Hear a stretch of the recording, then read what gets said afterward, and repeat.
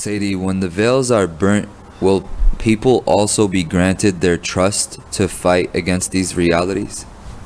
Inshallah, if they earned it. If not, they're going to run around screaming. Can you imagine the majority of humans have absolutely no idea what the heck they've been making deals with, what type of creatures that they're living with, what they listen to, what they watch, all these things. How would they get their trust? Those are very few people whom they've done something to get their trust. That's why the shaykhs are asking, do service, do your khatmah, do your practices. It's not just going to come because we click our heels. The trust is something immense, that's coming by Allah's grant for those whom they struggle in the way, and Allah want to give them something to combat that difficulty. But these are people then whom are trained in that way and they're able to receive that. If you were to give the trust, there was a story that Mawlana Shaykh would talk and said that there was a murid and he kept saying to his shaykh, I want to be just like you, that dress me from whatever Allah has dressed you with. Just dress me from whatever Allah has dressed you with. He says, but you have not trained in anything.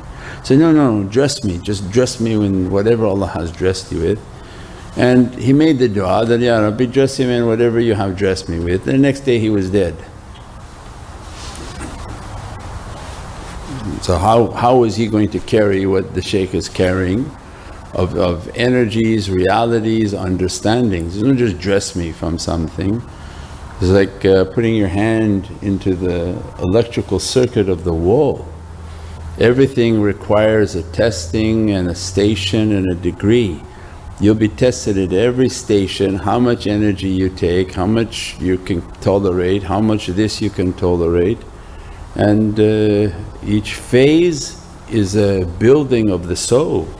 Otherwise, if one was to just send a certain energy, it's like all of a sudden here's 300-400 pounds, you break your back, break your arm, break your legs. There's no difference with the physical or spiritual. Spiritual is everything has to be continuously improved. And we asked, before that example came, one time we had asked Mawlana Shaykh that in early beginning part of Tariqah, oh Mawlana, let me to carry from the burdens that you carry. And about a week later I felt like somebody shot me in the head. I don't know what happened, and just pow, something came to my head. I was gone. I was on the couch, I couldn't lift my head, I felt throwing up and all sorts of difficulties, in which I had to call Mawlana and describe, I'm not able to move, my head is like I'm hemorrhaging from my head, I don't understand what's happening. And then he said, I'm going to make a dua and inshaAllah go away. And later we found out that, yeah, you asked to carry something and they wanted to show you this is not something you're capable of carrying at that time. So life is based on that we have to build ourselves so that these things can come and that you're prepared for them. If it comes too fast and the person has not trained for it, it can devastate them, it can break them, break their back, break their energy field, everything. It's not something easy. So that's why they're asking people, do your tafakkur, do your contemplation, do your meditation, do your life of service so that build yourself. You're going to feel the energy, you're going to feel the burning, you're going to feel the heating up, and then you become familiar with that and pass that energy, move that energy, everything.